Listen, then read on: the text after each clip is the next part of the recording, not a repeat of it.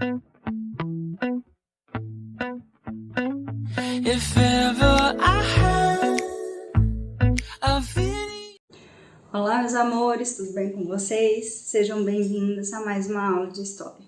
Na aula de hoje nós vamos dar continuidade a esse processo de independência do nosso país, né? Nós falamos aí na aula anterior sobre a vinda da família real portuguesa, as mudanças econômicas, mudanças culturais que foram feitas aqui para receber a família real portuguesa no Brasil. Falamos aqui sobre a elevação do Brasil a Reino Unido, a Portugal, em 1815 e a sua relação lá com o Congresso de Viena que estava acontecendo na Europa.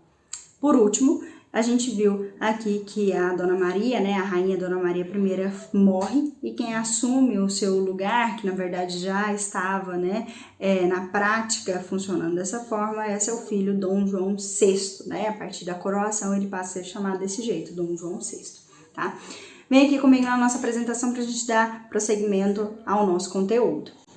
Nós paramos exatamente nesse slide, vamos agora para o próximo, em que acontece a Revolução Pernambucana de 1817, uma revolta muito importante para esse período aqui,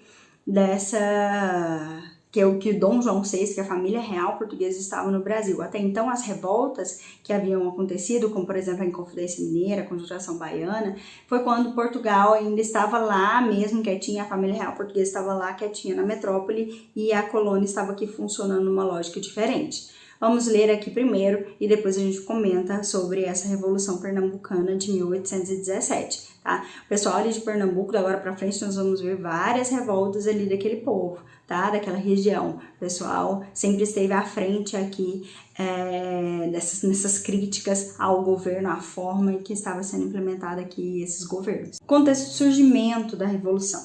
A partir de 1808, aumenta o número de portugueses na colônia. Esses se beneficiavam de regalias que os homens da terra não tinham, né? Então, isso demonstrava aqui uma certa insatisfação desse povo por conta desses privilégios concedidos aí a esses portugueses que estavam na colônia, que chegaram em 1808. Os comerciantes portugueses controlavam as atividades de importação e exportação, gerando o endividamento e a dependência dos grandes proprietários. Então, não era mais os grandes proprietários, né, os donos dos grandes engenhos de açúcar, que fazia essa comunicação, que fazia essa venda. Agora estava monopolizado nas mãos desses comerciantes que estavam aqui no Brasil, esses comerciantes portugueses que estavam no Brasil. Isso gera um desentendimento, uma insatisfação e um certo prejuízo para esses proprietários aqui que já estavam no Brasil antes. Tá? Pernambuco, um dos maiores centros da produção açucareira do Nordeste brasileiro, estava atravessando uma grave crise econômica em razão do declínio das exportações do açúcar e do algodão. Além disso, uma grande seca assolou o Nordeste entre 1815 e 1816. Destruindo a agricultura e provocando fome e miséria.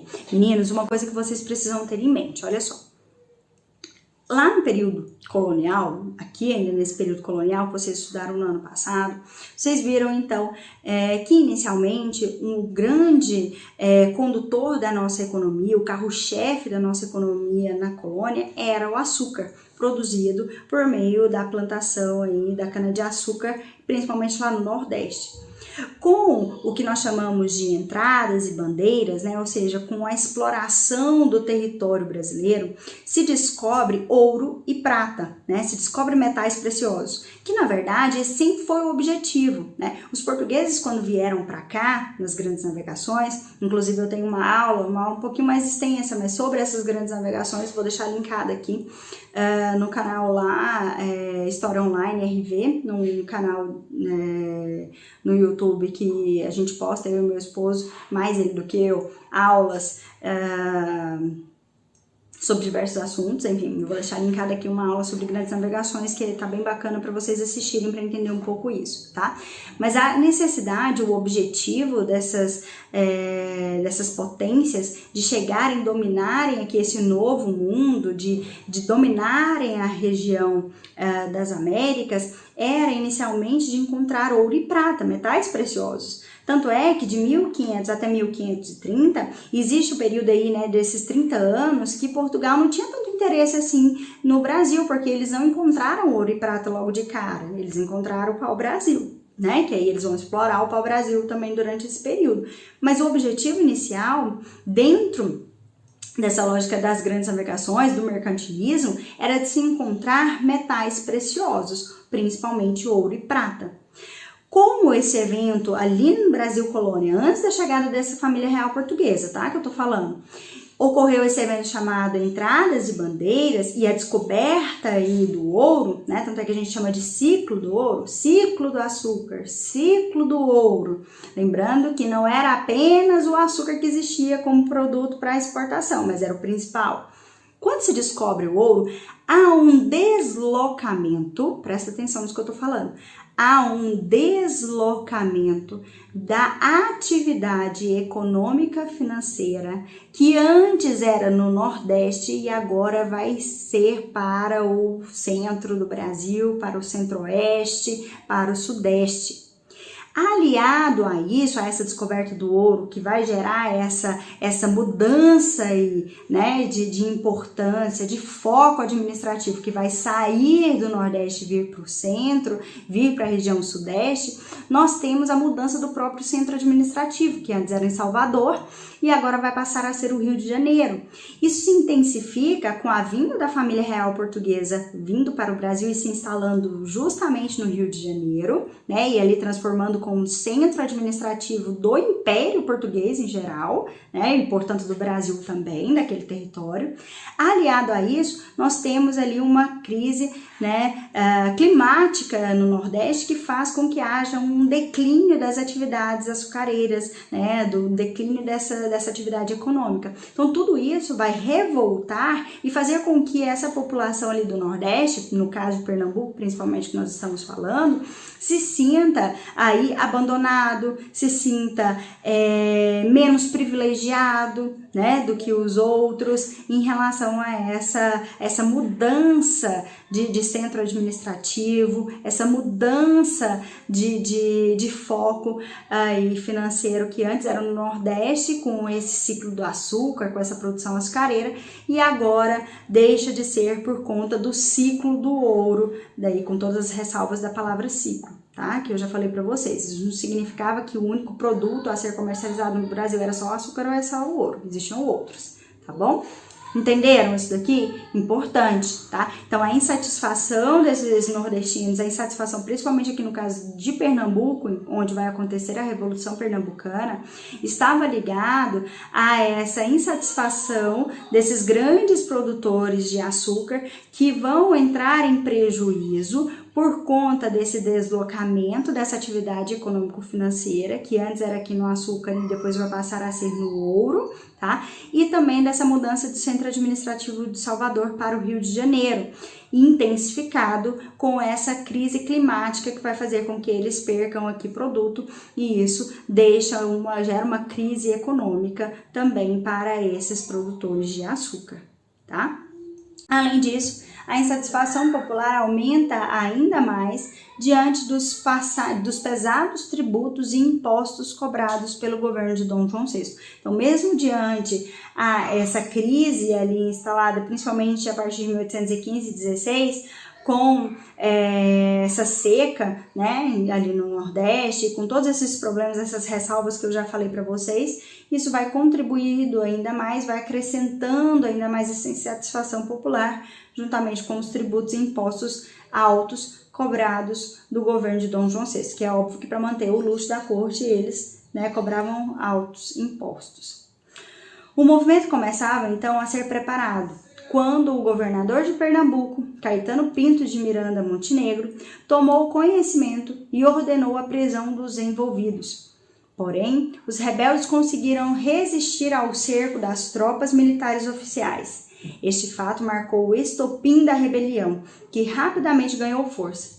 Diante disso, o governador fugiu, mas foi preso pelos revoltosos. Olha só, meninos, uma revolta tão importante que chega, né, até a conseguir aqui abarrar, né, essas tropas imperiais de impedir que essa revolta continuasse. Então, essa revolução aqui, essa Revolução Pernambucana de 1817 é muito importante nesse período, simbolizando aqui essa resistência desses pernambucanos perante essa insatisfação do governo de Dom João VI, tá? Seguindo aqui, né, os líderes da rebelião chamavam-se Domingos José Martins, José de Barros Martins, que tinha o apelido de Leão Coroado, João Ribeiro e Miguelino. Esses dois últimos eram padres. Quais seriam as medidas tomadas por eles, né, ali em Pernambuco? Percebam que eles expulsam o governador e instauram ali um outro tipo de governo. Nessas medidas, eles aboliram os impostos, decretaram a liberdade de imprensa e decretaram o que seria um novo governo republicano. Olha só que ponto chega essa Revolução Pernambucana, tanto que ela é importante, ela chega a decretar ali durante um período, é claro que vai durar pouco, né? As tropas napoleônicas depois vão entrar com extrema violência neste movimento, mas eles chegam a proclamar ali, a colocar, querer instaurar ali nessa região um governo republicano com essas medidas, tá? O desfecho, como Dom João VI enviou a Pernambuco vários soldados para combater os rebeldes e retomar Recife, os rebeldes foram cercados e derrotados. Alguns conseguiram fugir para o interior. Os principais líderes foram julgados e condenados à morte, sendo que o padre João Ribeiro chegou a suicidar, né? Então, destaco mais uma vez a importância desse movimento, dessa Revolução Pernambucana, simbolizando aí um movimento com cunho já republicano, tá? Já ali em 1817. E olha que a gente só vai instaurar a República no Brasil lá em 1889, tá? Seguindo aqui, isso estava acontecendo aqui no Brasil, a Revolução Pernambucana em 1817, família real portuguesa aqui no Brasil, fazendo todas aquelas medidas que eu já passei para vocês, né, luxo. Nesse período, então, nós vamos ter aqui grandes pontos turísticos do Rio de Janeiro, né, aqui ressaltados. Depois, acho que aqui mais para frente eu chego a mostrar na apresentação, não lembro, não tenho certeza, sobre a confeitaria Colombo, né, que é uma grande confeitaria ali do Rio de Janeiro. Vou colocar a fotinha dela aqui. Quem for ao Rio de Janeiro também tem que fazer esse tour, né, esse tour histórico por lá. Vai na Confeitaria Colombo, depois no Teatro Municipal, depois na Biblioteca Nacional, tudo ali pertinho, dá para ir tudo num dia só, né? Tudo foi construído ali nesse período e receberam lá, inclusive na confeitaria tem várias fotos aqui dessas reuniões que aconteceram ao longo de todo o período imperial, durante todo esse momento aqui, e após a proclamação da independência do Brasil, né, instaurando o período imperial. Lá em Portugal, estava acontecendo a Revolução Liberal do Porto em 1820, e é isso que vai fazer com que o Dom João VI retorne a Portugal. Olha só por quê. Quando a família real estava no Brasil, Portugal foi governado por uma junta governativa inglesa que prestava contas a Dom João VI e ajudou a expulsar as tropas napoleônicas das terras lusitanas, né? Lembra que eu falei para vocês que Dom João e a sua família saem num dia quase que as tropas napoleônicas chegam em outra lá em Lisboa. E os ingleses que eram aliados ali, que tinham escoltado a família real portuguesa para o Brasil, estavam ali defendendo, fogo comprometido, né, a defender o território de Portugal. Então eles começaram a administrar o território português e dar satisfação para o Dom João VI. Em Portugal, o povo não estava nada satisfeito com tudo isso e passou a exigir o retorno do rei que estava no Brasil. Ora, pois, eles estavam ali desde 1808, né, sem nenhum rei, né, sendo ali, sofreram, né, a invasão ali do Napoleão, das tropas napoleônicas, estava sendo administrado por pessoas que não eram da linhagem, não eram reis, né, não eram aqui portugueses, era uma junta governativa com membros ingleses. Então tudo isso traz insatisfação para os ingleses, para os portugueses. Eles pensavam, né, poxa, já passou todo o período napoleônico, passou toda a crise, já estamos em 1820, já está tudo certo, por que o rei ainda está lá ainda está lá no Brasil? Não faz sentido, já é hora dele voltar. Né? É justamente esse motivo que vai fazer com que aconteça essa Revolução do Porto de 1820. Olha só. Assim, em 1820 ocorreu a chamada Revolução Liberal do Porto, uma revolta que era contra o absolutismo do rei e pedia a volta das limitações coloniais do Brasil. Então, além de pedir o retorno do rei, eles pediam também que o Brasil voltasse a ser colônia e não mais Reino Unido a Portugal e Algarves, né? Que o Brasil voltasse à situação de colônia. E isso também vai gerar um conflito aqui no Brasil, porque né, quem estava aqui no Brasil já estava usufruindo desses benefícios de ter a família real portuguesa no Brasil, essa modernização, essa vida cultural mais agitada, né? E os brasileiros que aqui estavam já sendo considerados Reino Unido a Portugal, também não vão aceitar de muito bom grado essa solicitação aqui desses portugueses de voltar à situação de colônia, não, tá? Os revolucionários passaram a exigir, então, o retorno de Dom João VI para Portugal, a aprovação de uma nova Constituição que seria promulgada em Lisboa e a aceitação de nomeação de 12 pessoas indicadas pelos revoltosos para ocupar cargos públicos mais importantes e um ministério. Tá? Então, essas eram algumas das exigências, além da volta das limitações coloniais do Brasil. Né? Com isso, né, para que o Dom João VI não perdesse o trono, né, ele se vê obrigado a retornar a Portugal. E aí vamos ver aqui o que acontece. Pressionado pelos portugueses, Dom João VI teve que aceitar as exigências feitas e voltou para Portugal em abril de 1821. Deixou, em seu lugar, no Brasil, o filho Dom Pedro como príncipe regente. Lembra que a gente estudava isso lá no ensino fundamental 1? A gente falava, o dia do fico, né? E até se comemorava esse dia do fico, que seria aí, óbvio, o mito brasileiro, né? Que o povo tinha pedido para que o Dom Pedro I ficasse aqui no Brasil, né? Para que ele não nos abandonasse. É óbvio que isso tem toda uma problemática, um contexto mais complexo em torno disso, até porque não era interesse dos portugueses deixar abandonar aqui o Brasil, até porque já tinha mostrado para eles, né, para essa população que estava aqui no Brasil, como eu disse agora há pouco, esse gostinho, né, de uma vida cultural mais agitada, de banco, de biblioteca, de construções, né, então, e também nós deixávamos de ser colônia, éramos Reino Unido a Portugal, então era muito fácil que se os portugueses saíssem daqui do Brasil e levassem todo mundo, poderia acontecer aqui do Brasil se tornar independente, né, dar aí asas, dar mais influência aos movimentos separatistas e Portugal acabar perdendo o Brasil, e aí não seria mais colônia, não seria Reino Unido, não seria nada, seria um país independente, tá? Então aí como estratégia fica o Dom Pedro I aqui como príncipe regente, tá? Isso em 1821, abril de 1821. Em 1822 é que vai acontecer a nossa independência, tá? Nós vamos estudar esse processo. Antes de voltar para Portugal, Dom João, então, esvaziou os cofres do Banco do Brasil e, além disso, né, quando Dom João VI volta para Portugal, ele deixa o Brasil com dívidas, né, deixa aqui o Brasil com calças curtas, né, que a gente fala. Deixa o Brasil em uma péssima situação financeira, tá? Então, ele tira todo o dinheiro lá do Banco do Brasil. Com a ida de Dom João VI para Portugal, acontece aí uma divisão política, né? Surgem aqui partidos, alas políticas, projetos políticos diferentes para o Brasil. Nós vamos chamar esses setores de partido. Vamos lá, tem o Partido Português, o Partido Brasileiro e o Partido Radical. Cada um tinha uma concepção diferente.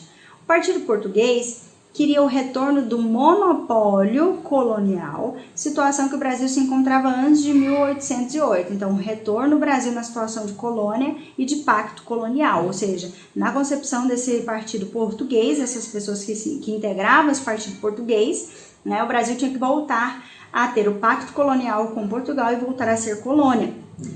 O Partido Brasileiro, que queria a independência, que queria a criação de um país dominado pelos grandes proprietários e as elites fluminenses, ou seja, as elites ali do Rio de Janeiro, né, um partido elitista, digamos assim, e tinha ainda o Partido Radical, que queria também a independência, mas sob influências de ideias liberais. Alguns radicais reivindicavam, inclusive, a instalação de uma república com sufrágio universal, ou seja, a permissão do voto para todos, né, e a abolição da escravatura. Existiam esses três projetos diferentes, esses três partidos diferentes com contextos diferentes.